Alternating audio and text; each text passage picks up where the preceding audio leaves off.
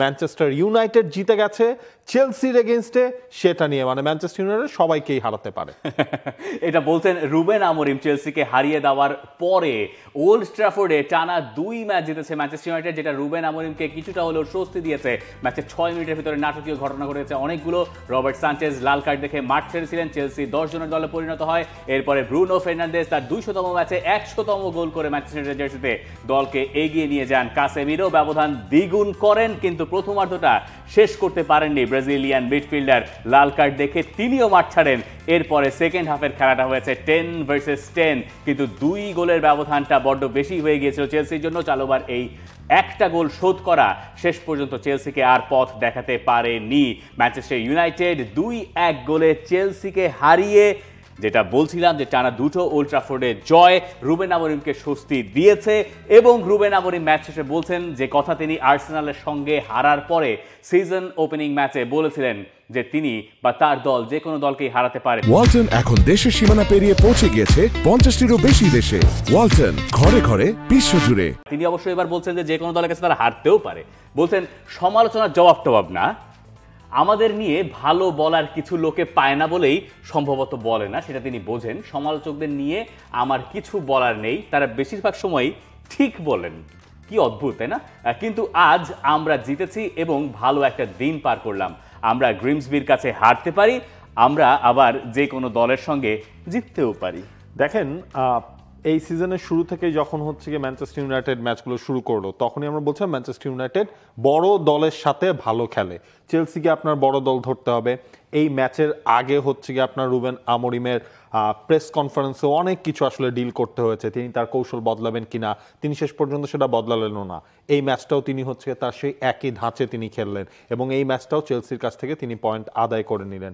এই জায়গায় আসলে বেশ কিছু জিনিস আপনার দেখতে হবে যে ম্যানচেস্টার ইউনাইটেডের জন্য বা রুবেন আমরিমের জন্য এটা একটা লাইফলাইন পাওয়া বা সমালোচনাটাকে আপাতত বন্ধ করে রাখা।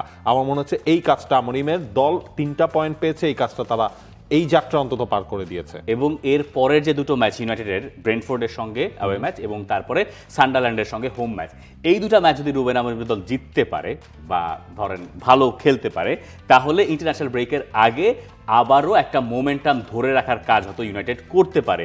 যেটা রুবেন আমরিম বলছেন যে ঠিক আছে জিতেছি, এবার আমরা মোমেন্টামটা যদি ধরে রাখতে পারি। ইউনাইটেড প্রায় সময় মোমেন্টাম পায়, কিন্তু সেটা আবার হারিয়েও যায়। তিনি তার আমলে ইউনাইটেডের কোচ হয়ে আসার প্রায় বছরখানেক হয়ে যাচ্ছে, এখনো মাসখানেক বাকি আছে।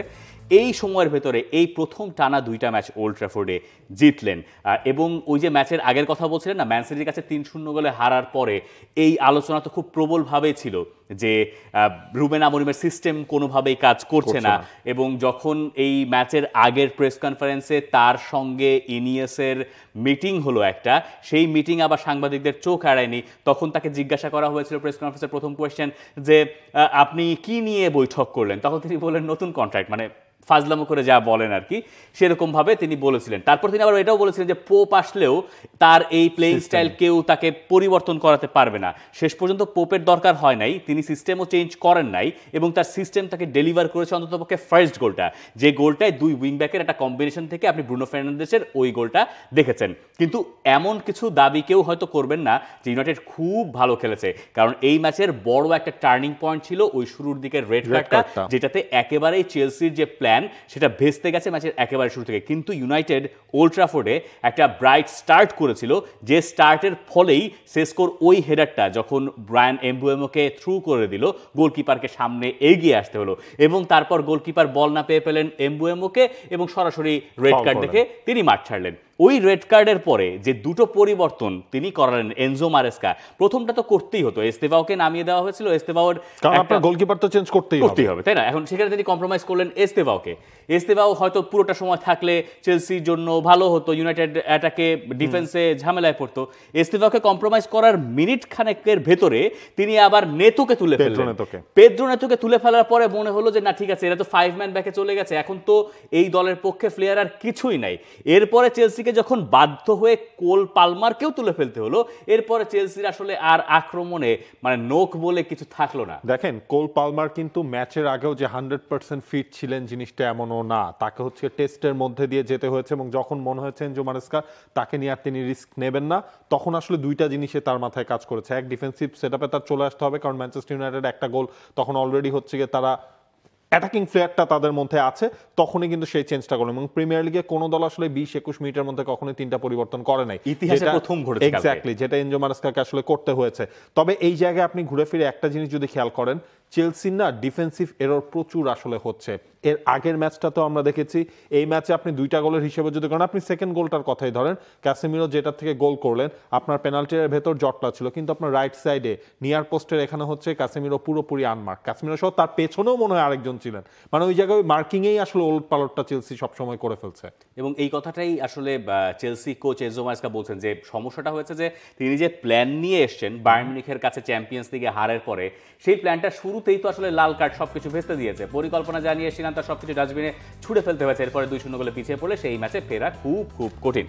আমরা জানি যে খুবই কঠিন কাজ, কিন্তু এই কঠিন কাজটা ইউনাইটেড একটু হলেও সহজ করে দিয়েছিল যখন কাসেমিরো সেকেন্ড ইয়েলো কার্ডটা দেখলেন, যেটার একেবারেই প্রয়োজন ছিল না। কাসেমিরো গোল করেছেন, কাসেমিরো এই টিমটার সবচেয়ে কমপ্লিট ফুটবলার, এবং মানে এত যার অর্জন আছে, এত অ্যাকমপ্লিশড একজন ফুটবলারের ম্যাচের ওই মোমেন্টে গিয়ে অহেতুক 2-0 গোলে এগিয়ে থাকা দলে খেলে রেড কার্ড দেখাটা অহেতুক চাপে ফেলে দিল ইউনাইটেডকে। সেকেন্ড হাফের বল পজিশনের দিকে যদি আপনি তাকান, সেকেন্ড হাফে ইউনাইটেড, আমি একটা সময় দেখছিলাম বোধহয় 80 মিনিটস অ্যারাউন্ডের সময়, যে ইউনাইটেডের বল পজিশন ছিল 22 না 23%, আর বাকি পুরোটাই খেলছিল চেলসি। কিন্তু চেলসি যতই খেলুক না কেন, তাদের অ্যাটাকিং সাইডে তো ওই ব্যাপারটা ততক্ষণে হারিয়ে গেছে। মানে একে তো কোল পালমার নাই, তারপরে নেতোও নাই, এস্তেভাওকে নামানোরও আর সুযোগ নাই। শেষ পর্যন্ত গার্নাচোকে নামাবেন বলে ভেবেছিলেন এনজো মারেস্কা, সেই গার্নাচো ওল্ড ট্রাফোর্ডে পুরোটার সময় দুয়ো খাচ্ছিলেন সেই মারেস্কা, আর পরে শেষ পর্যন্ত গার্নাচোকে সুযোগ করে দিতে পারলেন না। তাকে শেষ পর্যন্ত বা ম্যাচের ওই 5-7 মিনিটে একটা সিদ্ধান্ত নিতে হয়েছে যে আমি এখন ঝামেলা বা বিপর্যয় ঠেকাবো। বিপর্যয় ঠেকাতে যা করতে হয়, ওই যে 5 মিনিটের ভেতরে যে রেড কার্ডটা, চেলসির প্রিমিয়ার লিগের ইতিহাসে সবচেয়ে আর্লি রেড কার্ড দেখার রেকর্ড সেটা। 21 মিনিটে 3টা সাব, প্রিমিয়ার লিগ আগে দেখে না। এইরকম ঝুট ঝামেলা ভেতর থেকে চেলসির কাছ থেকে আর প্রত্যাশার কিছু নেই। কিন্তু ইউনাইটেড যেখানে একটু শঙ্কিত হতে পারে যে আপনি জেতা ম্যাচ ফার্স্ট হাফে জানেন, সেটা কঠিন বানিয়ে ফেললেন রেড কার্ড দেখে, সেকেন্ড হাফে আপনাকে ডিফেন্সিভলি অনেক সলিড থাকতে হয়েছে, আপনি আর থার্ড গোলের জন্য ওই অর্থে ট্রাই করতে পারেন। দেখেন, থার্ড গোলের জন্য ট্রাই করতে না পারলেও দিন শেষে ম্যানচেস্টার ইউনাইটেড 3টা পয়েন্ট পেয়েছে, এটা হচ্ছে ম্যানচেস্টার ইউনাইটেডের জন্য প্লাস পয়েন্ট। এবং আপনি যদি হিসাবটা করেন, ম্যানচেস্টার ইউনাইটেড তো 5টা ম্যাচে আপনার খেলে ফেললো, এই 5টা কিন্তু তাদের খুবই টাফ টাইম গেছে, তারা আসলে ফেস করে নাই কাকে, সেই হিসাবটাও যদি করেন, মানে বড় বড় দলের হিসাব কিন্তু ম্যানচেস্টার ইউনাইটেড আপাতত আসলে সামনে ফেলেছে। এখন হচ্ছে বাকি ম্যাচগুলো, ম্যান সিটি, এক্স্যাক্টলি। দেখেন 5টার মধ্যে 3টা আপনি খেলেছেন, যারা প্রিমিয়ার লিগের ফেভারিট বা টপ 5-এ যারা থাকতে পারে সেই রেসটার মধ্যে আপনি তাদের সাথে ম্যাচগুলো খেলে ফেলেছেন। এখন আপনি টপ 10-এর মধ্যেও আছেন, এটা এখন বাকি ম্যাচগুলোতে আসলে ম্যানচেস্টার ইউনাইটেড ওই ক্রান্তিকালটা আসলে বের করতে হবে। তার মানে আপনি কি বলতে চাইছেন ইউনাইটেড ভালো করবে? করতেও পারে মানে আমি ওই ফার্স্ট ম্যাচ দেখার পরে আসলে বলেছিলাম ম্যানচেস্টার ইউনাইটেড পক্ষে এবার ভালো কিছু করা সম্ভব। মাঝখানের টাইমটা খারাপ গেছে, কিন্তু ইম্পর্টেন্ট 3টা পয়েন্ট পেয়েছে। আমার মনে হয় এই লাইফ লাইনটাই আসলে দরকার ছিল আমরিমের। হোয়াট অ্যাবাউট চেলসি, যারা এই ম্যাচটায় এলো বায়ার্ন মিউনিখের কাছে হেরে, শেষ সপ্তাহে ব্রেন্টফোর্ডের সঙ্গে তারা 2-2 গোলে ড্র করলো, এবং এখন তারা ইউনাইটেডের কাছে হারলো।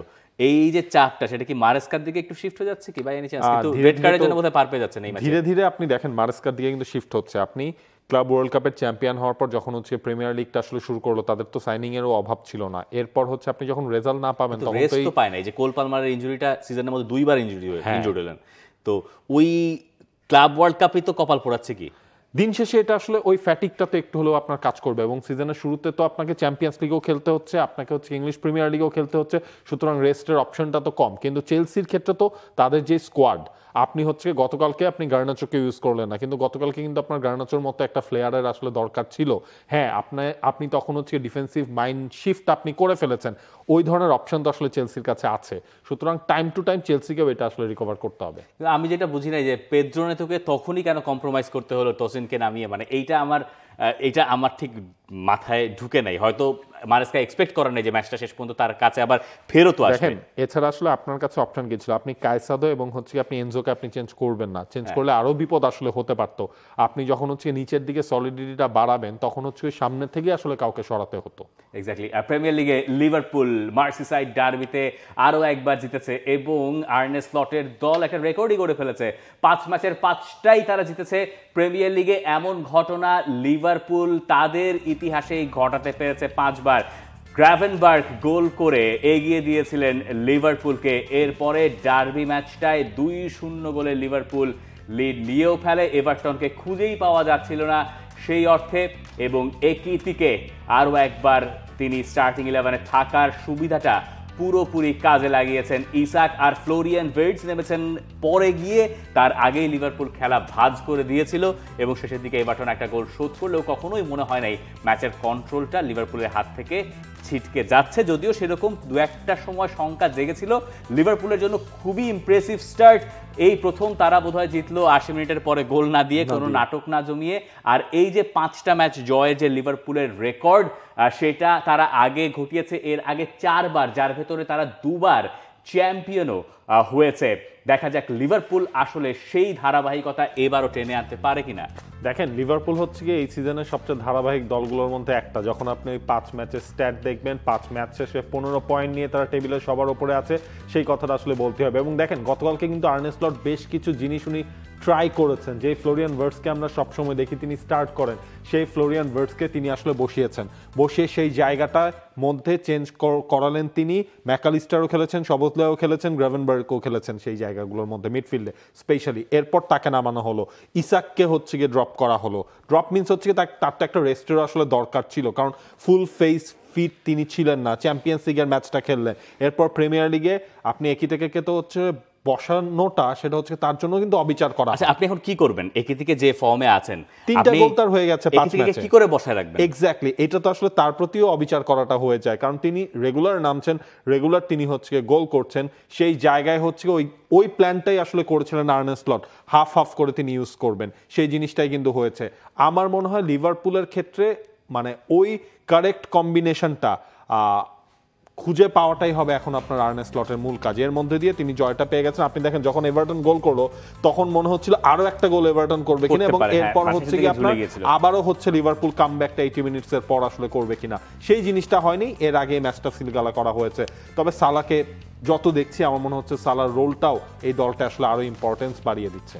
সালার রোল সবসময় ইম্পর্টেন্ট থাকবে, কিন্তু মিডফিল্ড কম্বিনেশন যদি আসি, গ্রাভেনবার্গ যে ফার্স্টে গোলটা করলেন স্ট্রাইকারদের মতো করে, ওই বলে ওই ফিনিশিং, গ্রাভেনবার্গের পরের গোলে অ্যাসিস্টও আছে। তো এই যে গ্রাভেনবার্গ যেটা ধারাবাহিকভাবে আমাদের দেখিয়ে যাচ্ছেন, গত সিজনেও তাকে নিয়ে আমরা কথা বলেছি, এই সিজনেও এই লিভারপুলের মিডফিল্ডের অত্যন্ত গুরুত্বপূর্ণ অংশ হচ্ছেন গ্রাভেনবার্গ, যাকে নিয়ে হয়তো কথা খুব কম হয়।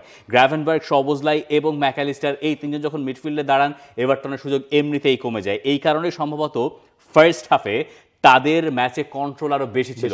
যখনই চেঞ্জগুলো করে ফ্লোরিয়ান ভার্টস অথবা ইসাকা নামলেন, তখন ম্যাচের কন্ট্রোলটা একটু হালকা হয়েছে লিভারপুলের জন্য। এখন জানি না আর্নে স্লট নিশ্চয়ই এর ভেতরে কোনো একটা সমাধান খুঁজে বের করবেন, সবাইকে একভাবে কি করে ইন্টিগ্রেট করা যায়, যেহেতু লম্বা সিজন, অনেকগুলো টুর্নামেন্ট, সেই সুযোগ তো থাকছে। কিন্তু এখন বোধহয় একিতিকের জায়গাটাকে নিয়ে এখন এই সংশয়টা থাকবে, তাকে আসলে কি করে এই দলে ইন্টিগ্রেট করা যায়। ইনফ্যাক্ট হচ্ছে আপনার ইংলিশ মিডিয়াতে তো এই ধরনের লেখালেখিও হচ্ছে যে আপনি ইসাকের ডিলটা তো ফাইনাল করেছেন একই থেকে দারুণ একটা স্টার্টিং দেখার পরে, তাহলে আসলে এই জিনিসটা মানিটা ওয়েস্ট হলো কিনা, মজা হবে এই আলোচনা করার আমাদের অনেকগুলো সুযোগ থাকবে। For more updates, subscribe to our YouTube channel and click on the bell icon. Follow us on Facebook and Instagram. Download T-Sports app to enjoy exciting games and highlights. Visit tsports.com.